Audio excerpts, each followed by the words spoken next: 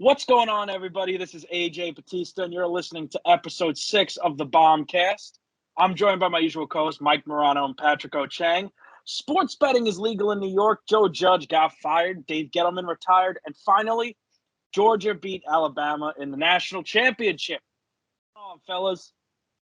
Oh, man. What a time, huh? I mean, my Raiders were in the playoffs. That's really what matters. Our Raiders are in the playoffs. Our Raiders, now. Our Raiders and our Bills will meet up one day, hopefully, and we'll have a great time. Yeah, it was a pretty stressful weekend coming back. Were you there? Did you watch the game with us, EJ? Because we were all awake. I don't know if you were. On Sunday, what? The Raiders-Chargers The Raiders-Chargers. Were you awake too? Yeah, I was awake. Okay, yeah. I don't know. I just feel like AJ's. I don't remember who was awake. No, that's fair. But I was awake for that. I watched all through the end, through the overtime. I can't believe I wanted a tie we were so close. Badly. I wanted the chaos of a tie. Yeah, I can't believe what's his name called the timeout, Staley. His reasoning made sense, but at the end of the day, I think the reasoning. I think people are just kind of flocking to the narrative that like Chargers are going to charge her. Oh my God, they suck. So like. The Chargers don't charge her; they're cursed. It's a complete different thing. They don't. I don't think they fuck up on purpose. They're just cursed, you know. Yeah.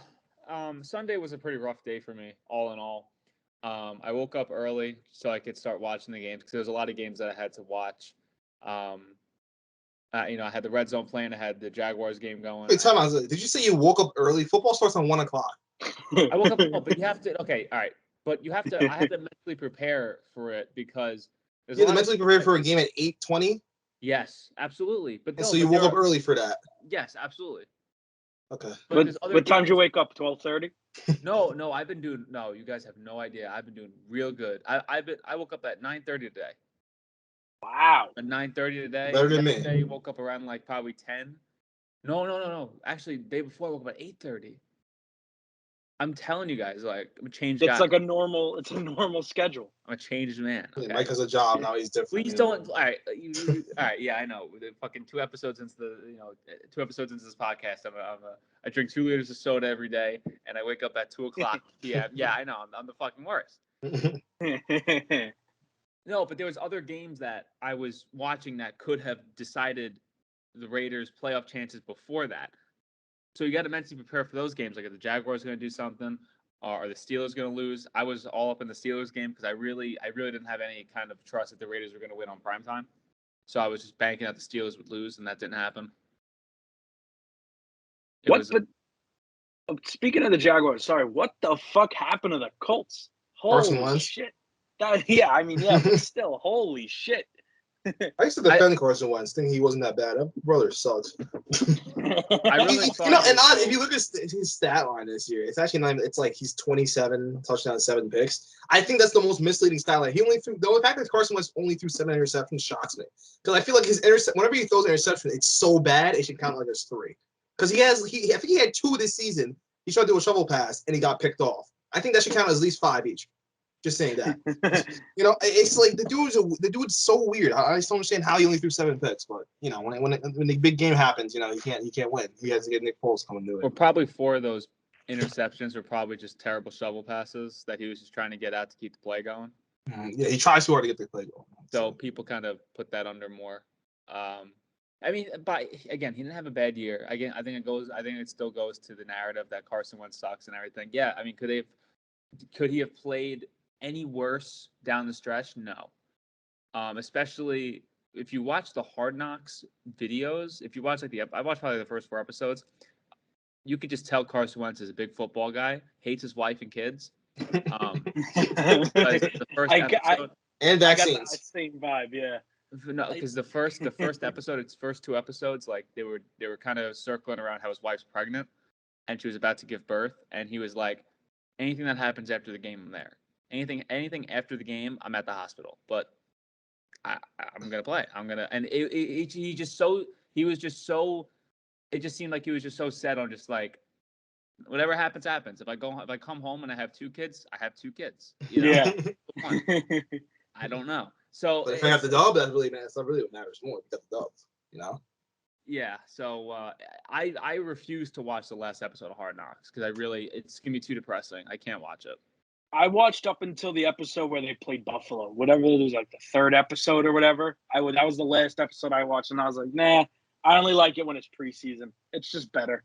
No, I don't think. I honestly think it's really cool to have it in middle of the season, but you just got to depend on which team you pick. You can't go and pick the Jaguars. You can't go and pick the Texans.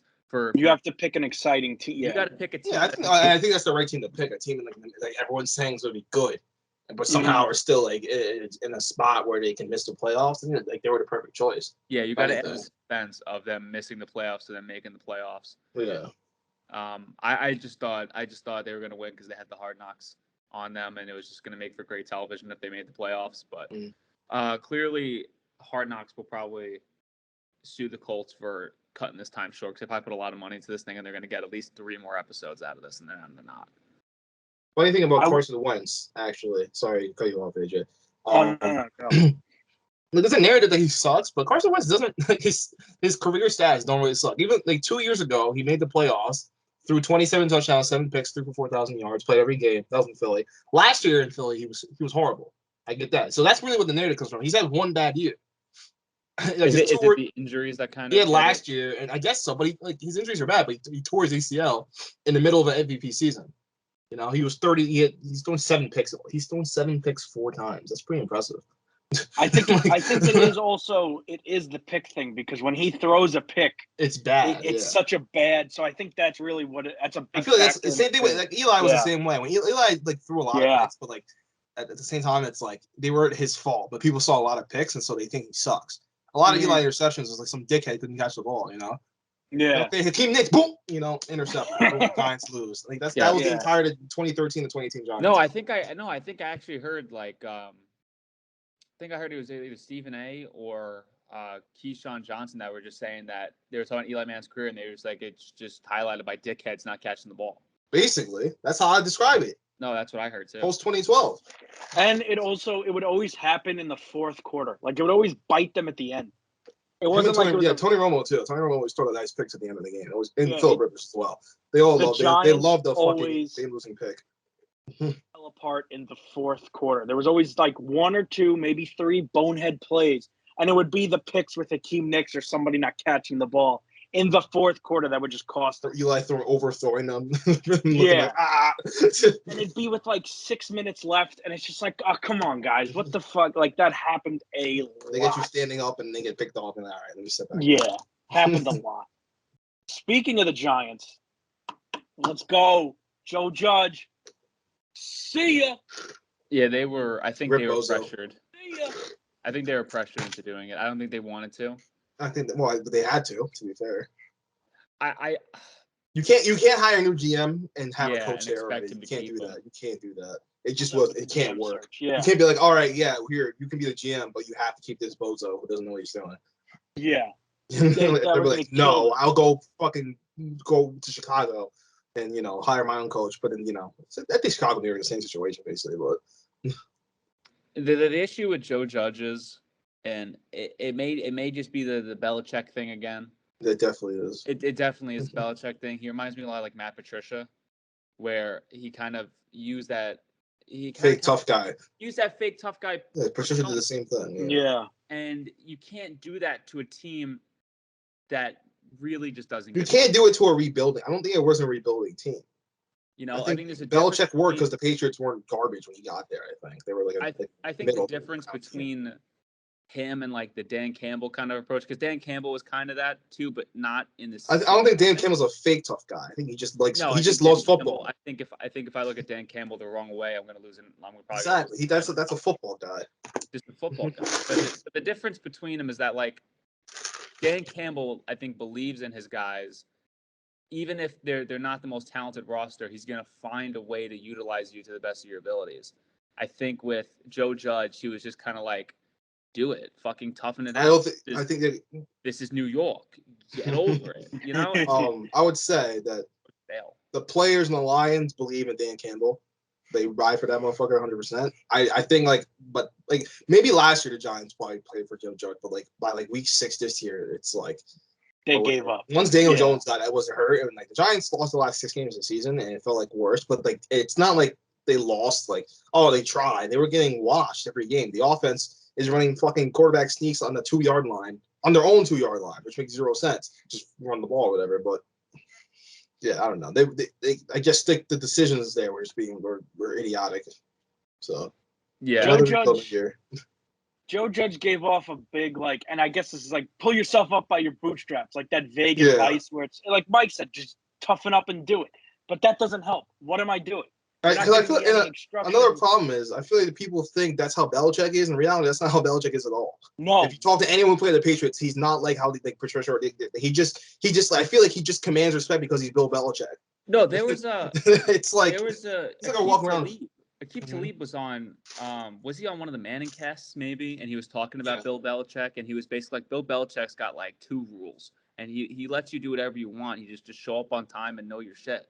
That's all. And then if it's not, then he's not going to yell at you. You're just not going to play, or you're not going to be part of the organization anymore. Like it can't get any more simple than that. You know, like show up on time and do what you're told. It doesn't work for every coach. Again, like Pat said, that works for Bill Belichick because Bill Belichick's Bill Belichick. Like that's not going to work for Joe Judge. Joe Judge doesn't have the like he may have worked under Bill Belichick, but he doesn't have the same kind of like I don't know. He's not a genius, I would say. He's not a right. Belichick is a football genius, so he can't. Exactly. Also, he doesn't have the resume. Years. He doesn't have like the the kind of X amount of years in the league where he kind of commands that respect and people give it to him. Like Belichick's got his kind of he's got his stripes under in New York. Head coach in Cleveland. He's been there. Goes to the Jets for 5 seconds. Was with the astounding Jets head coach for a little bit.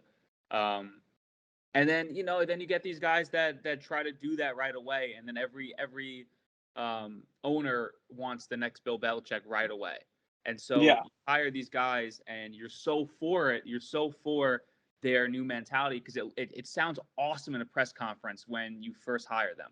I think people were blown away by Joe Judge when he first got when he had his first press conference with the Giants because it was new, it was refreshing, it was we're finally going to get a guy who could wrap his head around the team and have these guys to rally for. But again, if you're not showing results and you're still going to that podium and saying the same bullshit every day, at some point it grows stale, and at some point you can't go around. I really think the nail in the coffin. I really think they were going to bring him back. I think the nail in the coffin, besides Gettleman retiring, because I think if Gettleman doesn't retire, I think obviously Judge is back. Well, Gettleman was getting fired anyway, I'm pretty sure. Yeah. But it's I think the nail in the coffin is when he starts talking about how other guys call him every day and ask him to want to be part of the Giants, even though they're getting paid more. Yeah. That doesn't matter. And it wasn't believable. It wasn't believable. And even if fucking Colt McCoy is calling Joe Judge and asking to please be a part of his quarterback system, like it doesn't matter because Colt McCoy is a fucking Cardinal.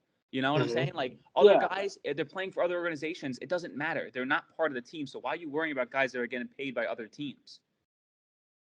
Like that whole 12-minute monologue, soliloquy, whatever the word is that he went on. It's an ego.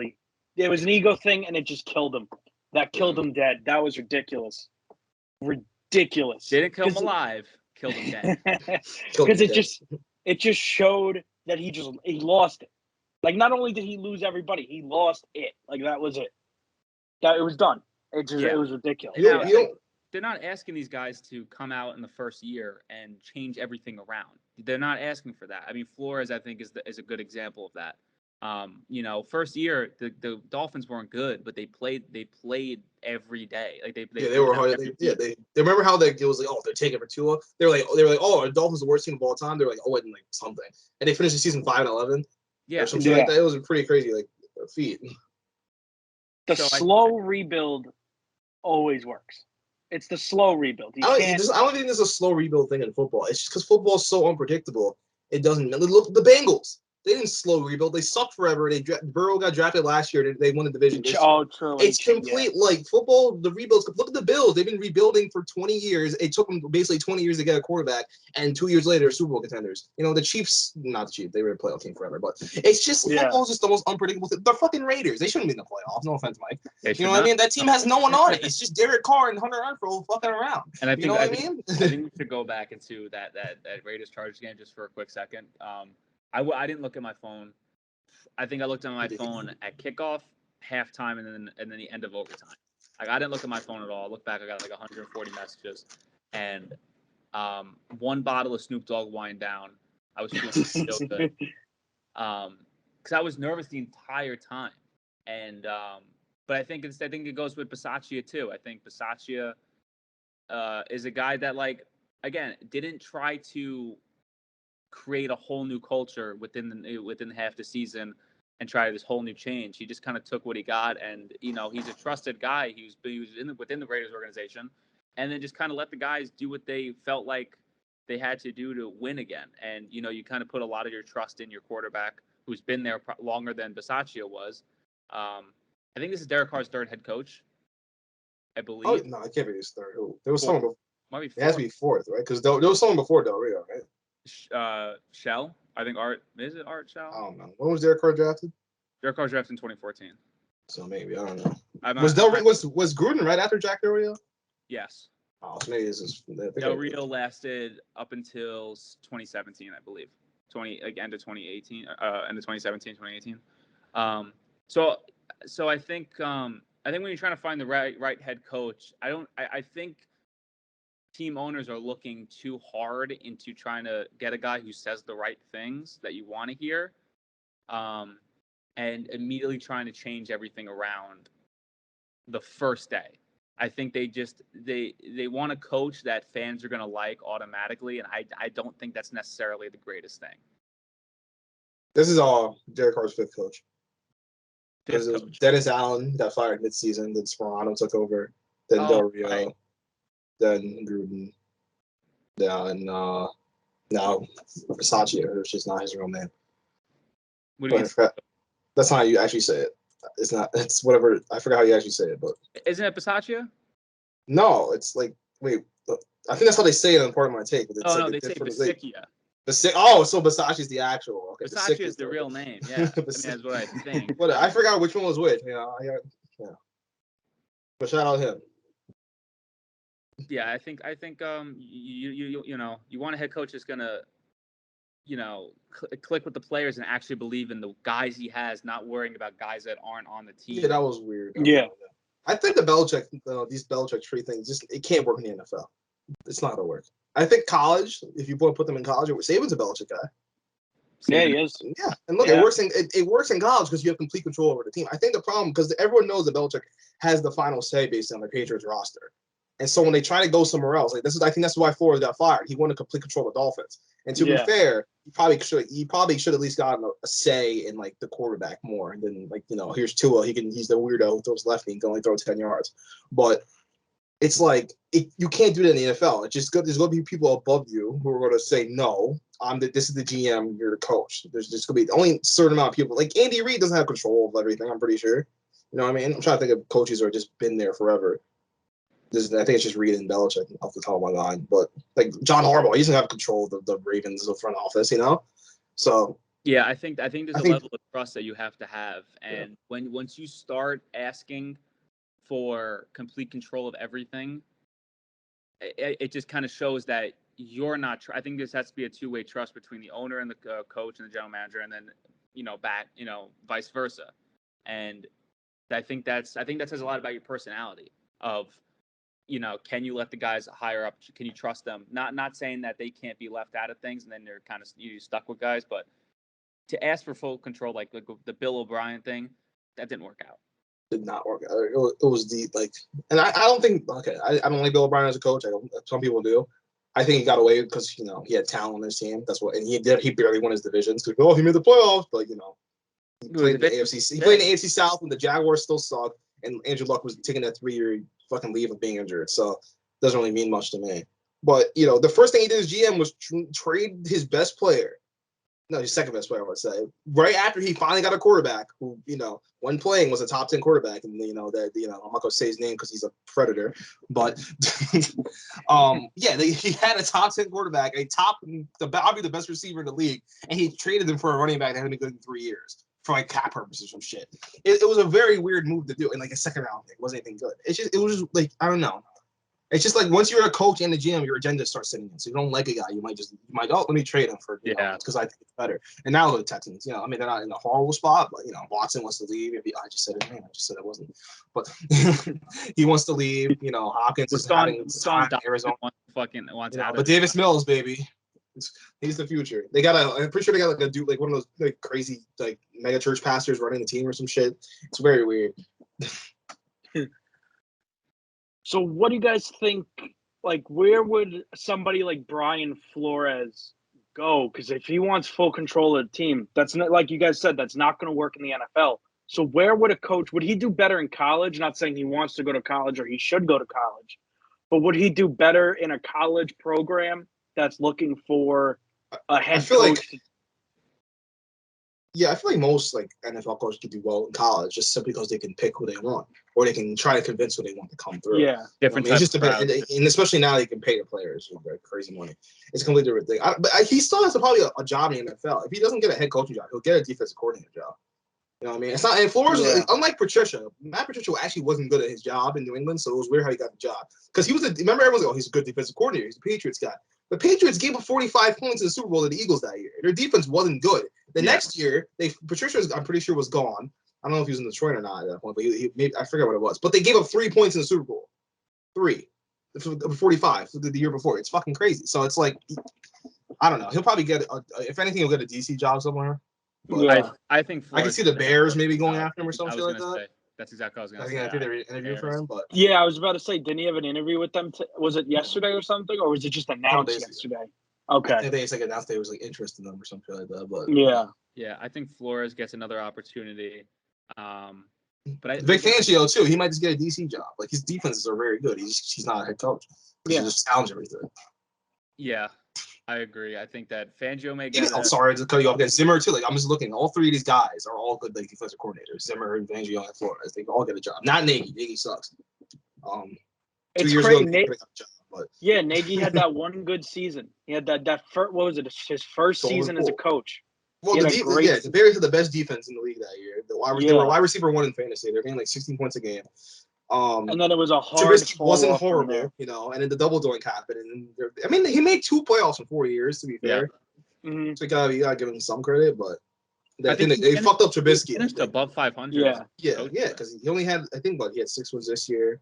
He finished 9-7 last year. I think he was 8-8 the second year. He was and 12-4 the first year. Yeah, so his record doesn't look bad, but his play calling was atrocious. So I think when you're looking in Chicago, I think you need a head coach that kind of caters to quarterbacks. If they can figure out Fields, they'll be fine. Like I said, I think maybe Doug Peterson is a good option for Chicago. I think Peterson may be good. I don't know. See, the thing about the new rounds of the top sexy, hot, steaming, smoking, really attractive new coordinators that come out, like Leftwich now is getting a lot. How do you say in Buffalo? Dabble, yeah. Dabble. A lot of these new coordinators are going to come. I mean, even Bieniemy will probably get his second round of head coach. It'll be his third. His third or eighth. Yeah. I've been hearing Eric Bieniemy for a while now. I'm interested to see where those guys land because they were a part of that head coaching cycle and they decided to stay. And then again, they're going to make their rounds again. There's a lot of different ones, but I still think the most desirable one. Thinking if the Raiders keep Bisaccia, which I think they do for at least one more year, I still think Jacksonville is a place that they're going to be good, and I think that's a place that a lot of head coaches would want to reside because there's no way. No, I can't see it happen. They're not good. It's like Jacksonville's 2 years away from doing anything, and the division's pretty good. I think that's their problem too. They got to deal with Tennessee and Indianapolis. Are they top 3 in cap space this year? Probably. That doesn't mean anything. The Jets were top 3 in cap space last year. What did the Jets go doing? Okay, with the Jets and Jaguars, talk with me. They're the same thing. I don't know. Yeah. I don't see anyone. I don't think Trevor Lawrence looks like mid at best. They can probably figure it out, but there's a lot of things wrong with Jacksonville. But also a lot of things. It's deep rooted in the team. It's kind of like what team is it? I don't know. There's a lot of problems with Jacksonville. I would say Denver is definitely the most. If they can get a fucking quarterback, Denver will be. I forgot about Denver. Yeah, Denver is very good quarterback though. If they get a quarterback, they'll be fine. But I don't think Russ or Rodgers or whoever the fuck else is rumored to leave is leaving. But I just think with Jacksonville, I think when you look at their last game, I think that Jacksonville showed what they can do. It's weird because Jacksonville in like random spree, like against Buffalo, like their defense just showed up. Like I think they actually have like an all right defense. It's just that I think there was just way too many distractions this year for them to even count. I think it turned Trevor Lawrence and it put him in an awful spot. So I look at it, number 1 draft pick. I don't know if it does anything this year because the draft is not great. But if you pick up, they're going probably defense, or they go at Kayvon Thibodeau. That's his name, yeah. Is that how you say it? Yeah. Yeah. Maybe I haven't really done my homework on those guys because I really just haven't been interested in this draft. Well, that's why your team makes the playoff. You don't have to worry about the draft. Don't got to worry about a draft, all right? That's why your team makes the playoffs. Winning is a whole different story. But again, I was just happy that they made the playoffs, the Raiders, because I think I was a senior in high school last time I watched them play against the Brock Osweiler-led. The Raiders and Giants made the playoffs this year? Yeah. 2016? Yeah. That was the last time? Wow. Okay. And the Lions were in that playoffs, too. Were they? Yeah. Who did they lose to? Not Green Bay. Seattle? Yeah, wait. Yeah, it had to be Seattle. They lost to Seattle. Or Detroit or LA. One of the two. I don't know. I want to move this conversation to the playoffs in general real quick. Mm-hmm. Sure. What player do you guys think kind of has the most to prove in this playoff round? Aaron Rodgers. You think Rodgers has the most to prove? He hasn't been in the Super Bowl in 12 years. Almost. Okay, well, you don't have to get, you don't have to get like. No, it's just like if Aaron Rodgers again just losing the title game again, it's like, what the hell are we doing here? You know what I mean? It's like he keeps making all this drama all season. Oh my God, I don't know if he'll come back. He comes back, we do the same thing. They can't just keep, and it's not like they're a bad team. Yeah. 3 straight years they've been 13-3. It's like it's pretty weird at this point that they can't get over the hump. I understand Brady's great and all, but I don't even think the Bucs aren't a threat because their entire team's hurt. In my opinion, I think don't know. You cannot. I'm not going to count out Tom Brady. I'm just saying that their team is hurt. If there's a time to beat the Bucs, it's now. Mike Evans and Gronk is undefeated. It's so undefeated. Who did Dinkin and Duncan it to? A bunch of no names. It's not like Edelman's going to come out of retirement and be there. Next man up, huh? I don't know. If AD was still playing, so there's a different story. I picked him today. But now that he's gone, Godwin's out for the year. I think Fournette can't play until maybe like the divisional round. Mike Evans should. Mike Evans is fine. Yeah, he'll be back. Him and Gronk. If it depends on Gronk. Yeah. I don't know. If the Bucs are right for the taking, Stafford's fraud. That's what I'm saying. I think Stafford too has something to prove. That's what I'm saying. That was my pick, Stafford. Stafford's 0-3 in the playoffs. And hey, he should be. One of his losses doesn't count. The Cowboys. The Cowboys phantom pass interception interference call, and which is why I don't care if that's caught or not. The Cowboys shouldn't have been in that game. So simple as that. Ball don't lie at the end of the day. Mm-hmm. I mean, I really like Stafford. I really hope that he could exercise a lot of demons that he's been kind of been dealt with his entire career. I'm not even trying to make the cliche. Oh, he played for Detroit. I just think that I hope he gets at least to the conference championship. I know there's a tough road. I know they're supposed to win the Super Bowl, but I just think for Stafford's sake, if he could just get to the conference championship, I'm okay with it. Mm-hmm. That's a tough road though for him. It's like he had to beat Arizona, and depending on who wins between Dallas and San Francisco, he had to play Tampa or Green Bay in the second round. They didn't have to face one of those two anyway in the conference championship. Yeah, the NFC is definitely. I would say Dak also has something to prove. A little bit. He's getting paid a lot of money. Yeah, it's Dak. If the Cowboys lose though, they're not going to blame Dak. They'll blame McCarthy, which is probably fair because he's not. They'll blame McCarthy. But he's just kind of there vibing. So, but he'll get away with that. But he dies a little bit. Big Ben has something to prove. Big Ben, one more year. You should have video of Big Ben rocking that Raiders helmet during. Yeah. Dude, the way he was turning his head, like it was so weird because he shoved that helmet on his head. It was clearly too small for him. And then he's sitting at the TV and then he tilts his head a little bit, and it's like I don't know if he's just I just think he's unable to really move like a regular human being anymore. Oh yeah, baby. Have you seen him play quarterback? He can't move anymore. Yeah, have you seen him standing on the sidelines? I can't believe they gave the Chiefs and the Steelers the primetime playoff game. Like it's Sunday night. They gave that the Sunday night football game. I understand it's Big Ben's last game probably, and it's Mahomes. But they had the Patriots and the Bills and the Cowboys and the Niners, which is a historic rivalry. They picked a blowout, a most likely blowout because we just saw it 2 weeks ago. It was like 30-10. I really, it's pretty much just because of Big Ben and Mahomes. That's it. That's the only reason. Big Ben gets a lot of love for someone who's a fucking rapist. That's all I'm saying. Oh my god, 2 times. Yeah. Yeah, I think that was interesting. I think the Raiders Bengals at 1:00 on Saturday makes the most sense because it's just kind of like it's 4:00 on Saturday. Oh, it's 4:00, same thing. But that makes sense. That's the Bengals. Like I think they said on part of my take. That's usually the Texans spot, but it's always been the Bengals spot in reality.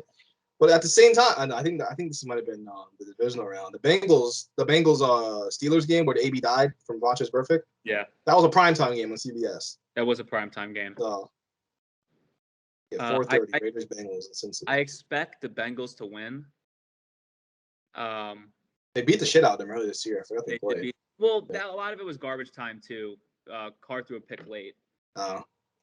So I think that a lot of that was garbage time too. But I mean, like again, the Bengals I think are just too hot. But again, it's like who do you trust? Do you trust Cincinnati to finally get over the hump, or do you trust the Raiders to finally get over? Someone's got to lose. Someone's got to mess up. No ties in playoff football. No ties. They can't tie this time. So I got my money on Cincy. I think they jump out of the gun really quickly and they don't look back. But just fine. I'm cool with it. Yeah, I like it too. I want Joey B to do well. Oh, I love Joe Burrow. Joe Burrow is so cool. Oh, he's the best. I love Joe Burrow. I want him to do. I was a big Herbert guy, man. I'm becoming a big Joe Burrow guy now. He's the best. And the funniest thing that I've been seeing on Twitter, it's the funniest thing that I've ever seen, quite possibly in my entire life. And I've seen a lot of things that are funny because I'm a funny guy. Is a picture of Joe Burrow, right? But it's Macaulay Culkin's face. And then you got Derek Carr, and who's the sidekick to Joe Pesci in Home Alone? The other guy. Yeah, I don't know the other guy's name. Yeah, you know what I'm talking about? Yeah, I know what you mean. There's 2 of them. Yeah. Funniest thing because they think they've compared Derek Carr to that guy all year. Buzz. Never mind, that's the brother. Harry is Joe Pesci. Daniel Stern is Marv. Yeah, Marv. Yeah. So that's pretty funny stuff, guys. So betting is finally legal in New York. Yeah. I know, Mike, not for you, not in DC or Maryland. No. But betting is finally, and I mean, signing up for all the sports books. I signed up for 3 out of the 4: FanDuel, DraftKings, and Caesars. What's the 4th? It's called like Rush Sport or something like that. You're signing up for third-party apps now because you're able to gamble. Yeah, I couldn't have made it more complicated for myself. First of all, I accidentally signed up through the fantasy app, which I didn't know then you could just sign in with your fantasy account on the sportsbook apps. So I disabled my fantasy account, and when I went to sign up on the sportsbook apps, it said you can't sign up because your information is associated with a disabled account. So it was just a nightmare of trying to get things to sign up. And then you didn't get how they were giving away all the money with the free promotions. I didn't get anything. So I kept having to contact customer support. But if you guys were betting men this weekend, who would you bet on? Who's covering the spread, money line, over, under, whatever? Who would you bet on? Oh, you want to hear my parlays? Okay, cool. I would go the Bucks. I would bet on the Bucks. What's the spread? The Bucks were it's like 6.5. I'm pretty sure. Let me go look. I would bet on the Bucks against the Eagles. I would say they would. I wouldn't be so quick to put the Bucks in right away. Against the Eagles, I wouldn't be so quick. I mean, you got to think it'll. I mean, for me, I look back to last year's wild card round, and the Bucks are 8.5 right now. So actually, yeah, I can see the Eagles would cover. That's maybe. What I'm saying. I would take Eagles plus 8.5. Oh, here Steelers are 12.5. too many points. In this situation, no, but they won by 20 2 weeks ago. That's the Chiefs. That's what I'm saying. So I know, it's very the season's we off. It's good.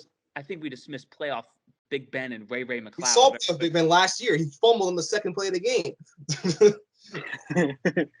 No, that one I would take the points on, but I think with the Bucks, I think I take the Eagles plus 8.5 because the last time the Bucks played an NFC East team in the wild card, it was like one of the I think it was the Bucks, probably the Bucks most competitive game. When? In the playoffs last year. That was the Redskins. Sorry, football team. Sorry, Commanders. I said looking back to last year. Yeah, but like teams the that football there should teams. be. But I'm saying I would say last year's football team was better than this year's Eagles. You know, only simply because this year's Eagles lost to the Giants, so they can't actually be good. That's true. That was a running theme throughout this year. Is that every team was like fraudulently good. Like same thing with like the Cardinals. They had a couple of bad losses. Cardinals like 9-0. It was crazy. Yeah, it was ridiculous. And out of nowhere too, in the beginning of the season, yeah, they were undefeated and nobody was talking about it. That was a big thing throughout the season. I mean, that's just a Cliff Kingsbury led team. It was just so unpredictable because teams were losing games they shouldn't have, and other teams were winning games they shouldn't have. It was really weird, like you said, with the Eagles lost to the Giants.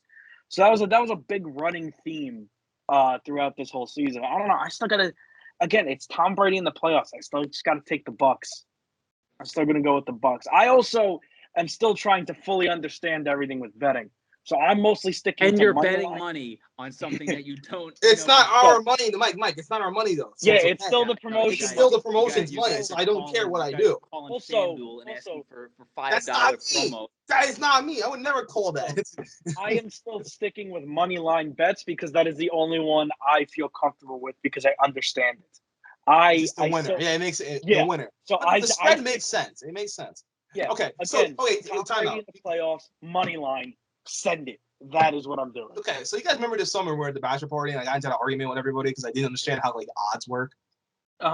All they had to do. This is all they had to explain to me. If I bet $100 at someone who's minus 150 or plus 115, whatever the fuck it is, I make $100. They give me $215.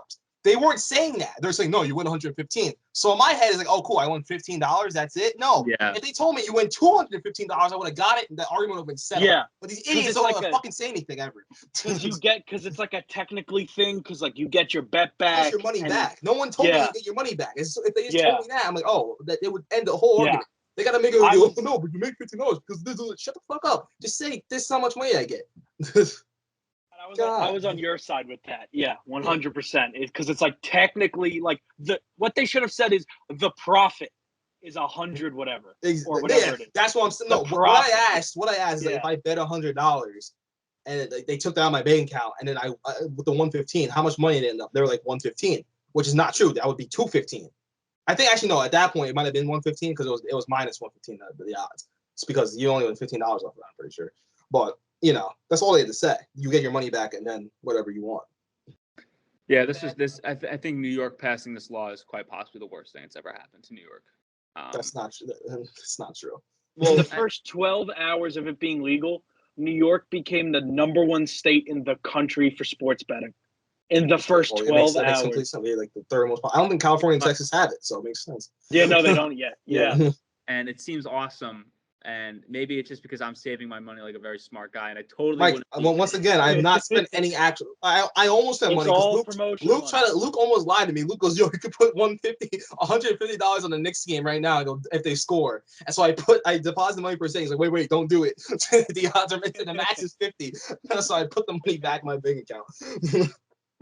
Yeah, it's not money yet, so I guess it's okay. But for me, I would have already been out. I'm up 150. That's why I don't know. So, you know. I don't know. I'm not the type of person that has addictive personality. So I think if I lose, I would close the app and just call it a day.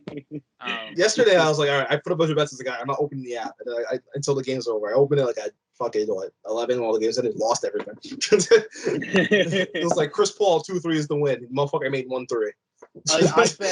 across all three apps, I bet Alabama for all different kinds of bets on Monday. Did you? You should have live bet Georgia like I did in the third quarter. That's I didn't do that. In the third quarter, I had a draft. He's like, I said, all right, Georgia. Did you win any money from that? Yeah, I think the I like TV. I've never screamed at anything I've ever watched like I was screaming Monday night at Alabama because they were just. I mean, first of all, I was losing my mind because it was bet the the over second. at least? No, again, stuck to the money line. Oh, yeah, my God. The over is not that hard. It's if they score over this many points. Trust it. Oh, I don't have good luck like that. Well, the over hit. Money line. The over was looking ugly like halfway through the third. But it got nice real quick. I think your downfall, when anyone's downfall when it comes to betting, is when they really study and they really look into it and they look into the past matchups. And I've been doing that low key. Like, okay, Embiid's made this many points in the last couple of games. Boom. You have to just not think and just put it down, and you'll end the most.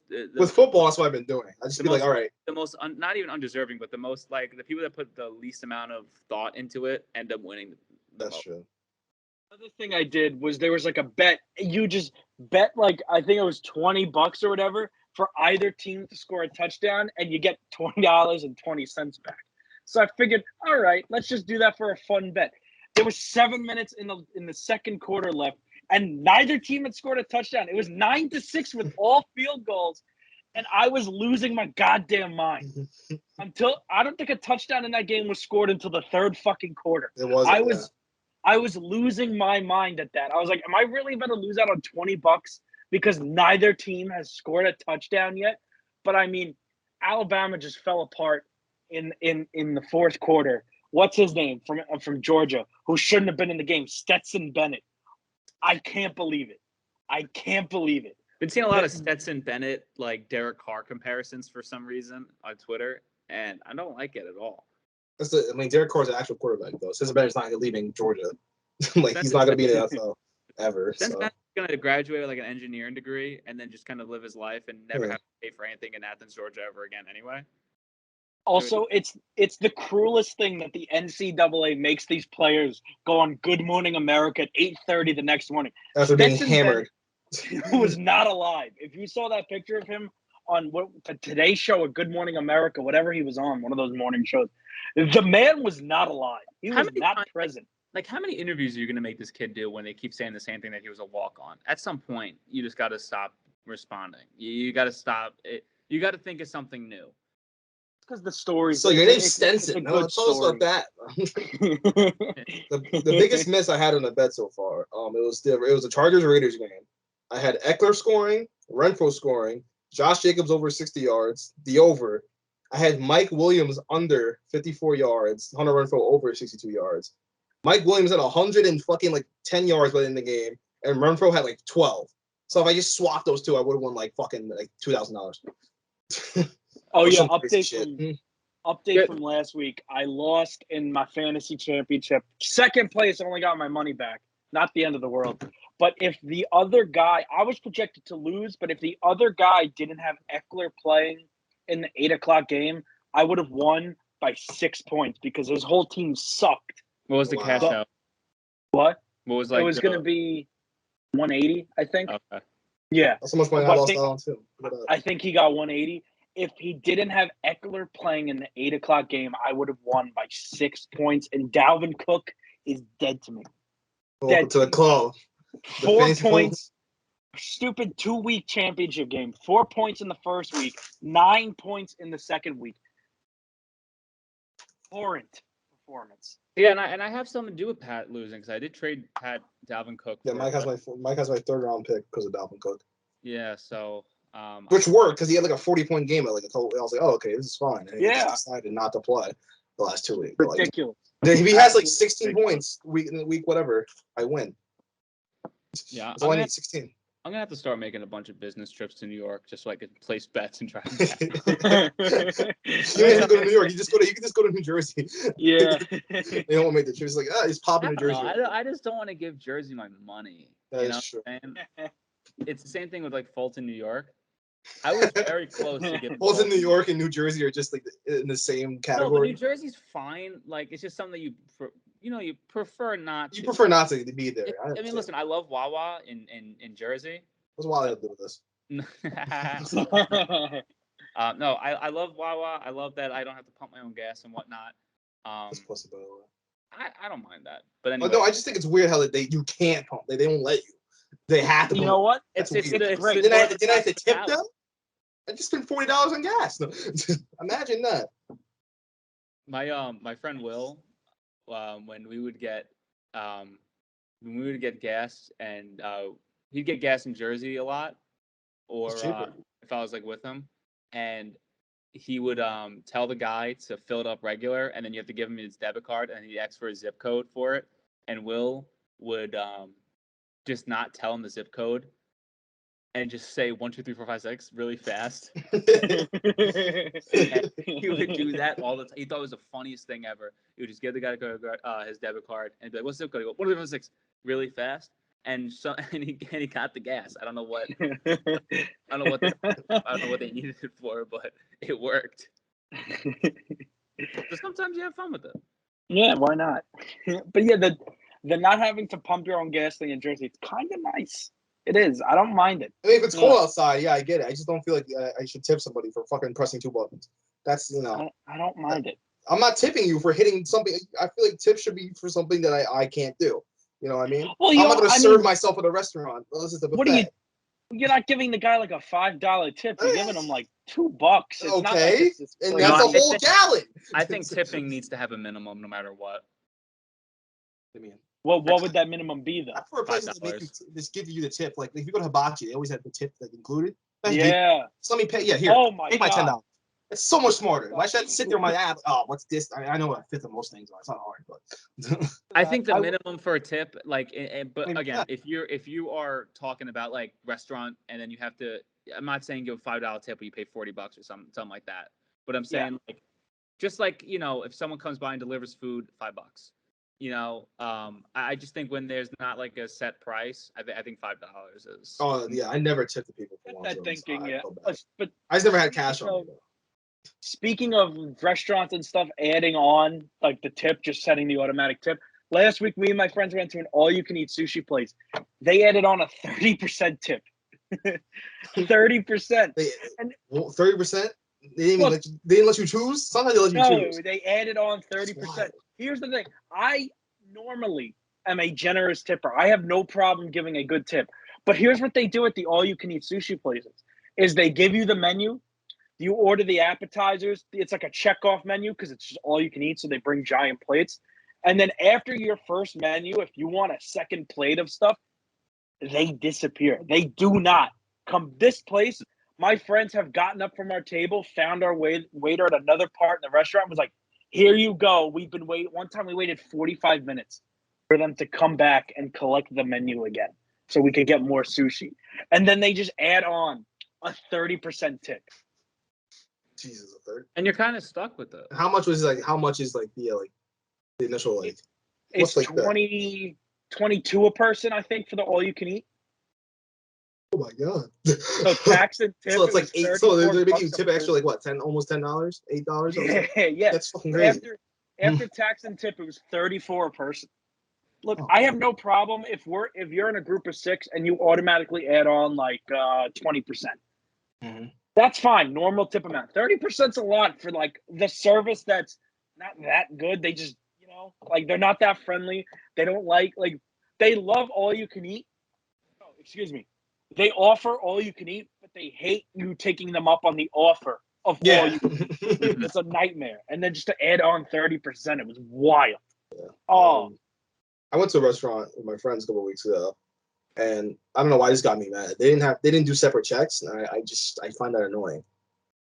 It's just like they didn't even ask. It's like, oh, you guys, they didn't do it. They just gave it to it. And then I gotta sit there and do math. Like, okay, I gotta see what I ordered, and then I gotta take that and fucking because the tip is gonna be determined by somebody else. You know what I mean? It's someone else's money, so I pay for all of it. I didn't want to pay for it. It was like over $100. So someone else paid for it. And I'm like, oh, damn, I gotta Venmo this dude $40 or some shit to fucking cover everything. It's just yeah. Just give me a separate check. I'll tip you myself. I haven't used Venmo in so long, and I think I'm kind of boycotting them because the last time they tried to ban me from Venmo. Why'd they try to ban you? I'm not gonna get into specifics. I don't know what I can and can't say without He like. said something. He said something. I said Was it something. That's pretty though. I said something. Nothing Okay. offensive. That's It was Mhm. just said. I just put in the caption. Randomly had to give someone $10, and then they said that the order's not. They said it's not going to go through, and then I had to talk with like people in Venmo. They emailed me, and then they Okay. to like explain myself. I was like, I just made a caption. I was like, I don't know why you think this was like offensive. I was like, I just and Yeah, only time I use Venmo for fantasy things. Sorry. and I had like a 2-week dispute with them, and then the guy ended up getting it back and whatnot. But I haven't used it. I think they want me to like do some security check or something done. So I don't know if I could still use it. I deposited. I found what's it called? Why Mike got banned on Venmo. It's not even that bad. That's what I'm saying. All he did was say a country's name that might be a little bit problematic, and that's it. That's all he said. Yeah, and I had like I may pull up. I actually probably have the email still, and I sounded very passive aggressive in it because I had to act like I had better things to do, but I didn't. But better to do, but then to email Venmo back and forth. This was like back in July or something, maybe like in June, and I had to talk to people in Venmo about it. Yep, here it is. My favorite. Okay, I'm going through all like me and Mike's Venmo things. That the fucking descriptions are hilarious. Here's one. This is me to him, Chris Benoit's son. Mike Morano paid you. My bitch tastes like candy. Yeah. These are bad. My biggest baggage is I care too much. My biggest baggage. Yeah, I mean, toxic. We didn't study for the test. Remember when Chick-fil-A pulled up on us? We didn't know what to do. Oh yeah. We all went to Chick-fil-A. Like this is like our first time. Like, what do you guys want? We're like, there's no menu. We don't know. And Watland was like worried about it. He didn't know the menu, and I was like, Watland, it's not like a test. Like there's gonna be a menu. We'll be able to study for it. And then they pulled down the window and they actually wanted it. We had no idea it was on the menu. Last time Mike paid me, I was it says Big Dick's Church Camp. I was shocked that I was the only one who had been to Chick-fil-A. There's no Chick-fil-A at all. I have a $10 Chick-fil-A gift card that I could use. Cool, you can buy a drink. That's what I'm saying. Like, it's expensive. It really is. Hey, what can you buy with a drink and fries? Okay. Bro, everything's expensive. Yesterday I went to fucking McDonald's. I got 2 McChickens. The shit was $5. That shit used to be $2. This country used to be a proper fucking nation. Yeah. Nothing's cheap anymore. I mean, the only thing cheap at McDonald's is the drinks. There's all still $1, which is low-key criminal. The pandemic, things were already getting pretty expensive. I mean, but then it just blew right open. Nothing, no, like, it shouldn't, the average lunch shouldn't be upwards of $15 or more. Every meal, I feel like every meal is $10 now. Like, if I get a 10-piece meal, no matter where you go, it's $10. I feel like it was like 2 years ago. Like, no, it's like 10. If you get like a 10-piece, what's it called? Medium fucking McNuggets meal, it's like $11. Yeah. Yeah. I mean, also though, I've noticed that Oswego prices were different than McDonald's. I did notice that. They were. Oswego, they were a lot cheap. That's not a lot cheap. Do you know what I saw for the first time? We were talking about just prices. I saw, and I didn't put it on my Snap story, so people didn't see that I saw it because I've been seeing it on everyone's Snap story. When I was driving home and I hit Pennsylvania, I went to a gas station. There's a picture of Joe Biden that said, "I did that." On the gas pump. I see that all the time. Yeah, I've never seen that. Yeah, I've seen that. I really should have taken a picture of it and put on my Snap story like everyone does anytime they see that ever. Oh, I see. You ever seen the one with the Trump sticker crossed out and shit? It has Biden did that. I'm like, all right, what has he done? Really? I feel like Biden's only been president for like a year, but it feels like it's been 6 years because we don't know what the fuck's going on. Yeah, it's been a weird year. Mike, wait, what are you wearing? This is my Mount St. Mary orientation sweatshirt. I thought it was a serious thing. But I'm like, why is it saying Mount St. Mary's University? Yeah, isn't that the one? I know there's one in Maryland. The one in Newburgh is Mount St. Mary's College. Okay, so this is my Newburgh shirt then. I'm gonna say that. I don't even have a Newburgh shirt, so congrats. I remember there was a joke. Mike told me a joke. He's like, one day, he's like, "Yo, Pat, why don't you buy me a Newburgh shirt?" And he pressed me for like 5 minutes. I was like, "I don't even have one." He's like, "Yes, you should get me one." And now you have one. I would wear it so hard, dude. Yeah, now you have one. No, I went to a thrift store. I got this for like $5. I was telling my sister about going to the thrift store. She's at home. You go to the thrift store, you gotta do it right. I'll show you. I was like, I'm not going anywhere with you. This was I'm like, it can't be that hard to buy a shirt. Yeah, I find thrifting very fun. I have a very fun time doing it. No, I feel like it could be fun. My experience is tainted because thrifty shopping around Sweeto suck for me. But other than that, AJ found some good stuff. AJ found that company retreat baseball jersey. I got it right here. Here's that picture of him with a baseball glove. Look at this. Why do you no? Besides the that, Las Vegas Country Club. No, besides that, why do you have "Fine Line" by Harry Styles on your door? To relate to the woman. I got it. Yeah. You also have "Father of Assad" by DJ Khaled on there. So I do. You gotta take that off at least. The album sucks. But I also have Graduation. I got A$AP Ferg's Is that album. Hoodie Season by A Boogie? That is Hoodie Season. Tickets to My Downfall's on there. I got one of those like 80-pack of album covers, so I just put them random ones. I have Ariana Grande. I got Rihanna. I just put up random like. I also got like a movie poster pack thing. I have a Titanic poster. Listen, look at this door. This shit brown wood 1970s door. Where's the handle? It's like that. There's none. I locked myself in my closet one time, and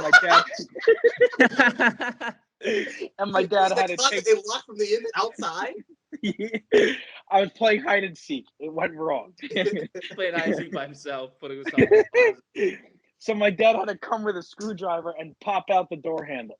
It was a bad time. That's happened in my house before too. My cousin locked himself in the basement a couple times. So actually, no, they locked themselves out of the basement. I'm sorry. Random shit up on my walls because I have the disgusting wood brown. This was put up in the 1970s from the woman who owned the house before me. So I try to get as much stuff to cover the walls as possible because it's gross. We're never gonna grow up. We're gonna have. No. I'm gonna. And then I have the 37 Las Vegas Country Club polo that's way too big for me, but I wear it anyway. Yeah, I mean, I gotten some nice stuff. I think I have like a technical institute crew neck that I bought. And then I have $4. this. I bought this yeah, that's what I was talking about. Yeah. Which it must have been like a jersey they got for a company softball team. Because this is like a computer software IT development company. I looked it up. I don't think it's an active company anymore. But yeah, I just have this now also. So that's kind of fun. Yeah, I went thrift shopping with my dad like a month ago. We had a ball over there. That's where I got this Newberg sweatshirt. Found like a lot of St. John. There was actually like, a couple St. John's things in like Maryland that like St. John shirts and stuff. I mean, it was like two thrift stores in one. It was a huge thrift store, but I go there to blow some racks here and there. Some racks. You know what? You guys might be right. Now that I'm thinking about it, I didn't think anything of it when I put it up. I probably should take the DJ Khaled one off. Especially that album cover. I should probably take that off. I just feel like AJ. I just feel for AJ to have like A Boogie's post. I just Mariah Carey, I wouldn't even be talking about this, but cool. Why is A Boogie on your wall? I don't know. You guys are right. I'm gonna take this one off. When I think of AJ, I just think the posters behind him make sense. I see a Scarface poster. I think that's a Billy Joel poster behind him too. It is. It's a Stranger album. Okay. Is that Furious 7? Is that what? What's above the Labatt belt? Entourage. Oh, I thought it said Furious 7. I'm sorry. I know, when I think of AJ's room, I think of the wooden. I think of the whole room made of wood. And AJ just staring at the wall. But I would think you'd have posters of like Boys to Men, like the ultimate. Yeah, I got the Godfather. I got the Knicks. I got Derek Jeter. I got the Giants. The Labatt wrestling belt. Entourage. Billy Joel. Scarface. Then we got what album cover there? We got a Kiss album cover. Give me a fucking break. You are such a fraud. It's not even funny. You're doing this. I need one of those things for my shoes. That thing got there. Oh, the shoe rack. It's the best thing ever. Is that a Bruce Willis poster all the way on the right? Die Hard, I assume, right? Bruce Willis? No. Goodfellas. Is that Chris Benoit? No, Chris Jericho. Okay. Yeah, it looked like from here. Loki looks like Chris Benoit. Can you buy a Crispin Wall poster somewhere? I would buy one in a heartbeat. Probably I feel like on fucking Etsy and some, you can get some like Rabid Wolverine, Crispin Wall shirts. But yeah, I got a Megan Thee Stallion album thing, Cardi B. Again, I just bought an 80-pack. I didn't question what was in it. I just bought it because it looked cool. Pat had something similar in his room, and then but it was a lot more expensive. Let me tell you that. Yeah, I was dropping bands at Walmart for that shit. Pat, you know what I did take from you? What? From your room? One of the Kanye things I have 4 of. Jerseys. Oh yeah, I took those. I don't even have that up here. I don't have on my TV. So like I don't know. It's very college of me. I talk to maybe one person a day if I'm not working. Yeah, so sure. might as well make this my little, man cave. Man cave. Yeah. my After a while, the only jersey I had on my room was the Kobe and my Arsenal. No. What'd you say? I said my $15,000 a month man cave minus utility cable. You can buy a Crispin Wall crew neck for $20. I buy it. Like I seriously might. You can get a Crispin Rabid Wolverine on Redbubble. Crispin Wall. You can buy. You can buy. You can buy the Wikipedia page of his double murder suicide. Oh my god. On a poster. My god. That was, oh man, that's almost Secret Santa next year. Oh man, what's it called? Wiki Apparel. That's fucking crazy. Well, I mean, they're gonna sell like anything Chris Benoit related, like on these like third. Yeah, WWE won't sell it. Yeah. Yeah. Oh man, these are looking real nice. I'm not gonna say if I'm gonna get it or not on here. You cannot hang up on Crispin Wall. I'm gonna say that I'm gonna stick with my my Roman Reigns shirt or something. But off the air, yeah, I might get it. I'm gonna have to re-strategize my whole budgeting for the next 6 months. I want to get a $20 shirt, but we'll do it. All right, you guys want to wrap this up? Absolutely. All right. I got nothing else to do. I can keep talking forever now. Lost my pen. Just threw it and I lost it. Oh well. All right, guys, plug your stuff. Whatever you got to. Whatever. I don't know. I got nothing. What? I said, Pat, go first now. Oh yeah. Eddie Reinhardt on Parler. Patrick King on Twitter and Instagram. Follow me on Twitch. I'm streaming now. Me and Mike almost won in Warzone last night. He choked it, but it's okay. Pat, you streaming now? Yeah, we're streaming Warzone tonight. What do you mean? We're starting an empire. Podcasting, streaming. We'll be on YouTube soon. I'm not streaming now. I'm joking. I think the goal for this podcast, I think we should set goals, and I think we should make $5 by 2024. Just get one ad. Just one ad. Honey will sponsor us, man. I'm telling you, because like, what else do they have to do? They don't. It was funny that they probably give a lot of money out, Honey, and I don't know how they make money because all they do is make people save money. So I don't get it. And every time I use Honey, they never find me a fucking deal. So I was like, oh, you already had the best deal. Well, fuck off. Eddie Reinhardt on Warzone and Parler. And that is the name on Warzone now. Mike Morano 44 on Twitter. AJ Batista with 2 A's at the end of Batista on Twitter and Instagram. That's it. All right, guys. RP Air Force Ones, $100 now. We didn't even talk about that. White woman jacked up the prices of Air Force One. The great words of my good friend AJ Batista. Nothing makes the situation worse than a white woman. I can't even fathom. It's been $90 since the dawn of time, since the invention of color television.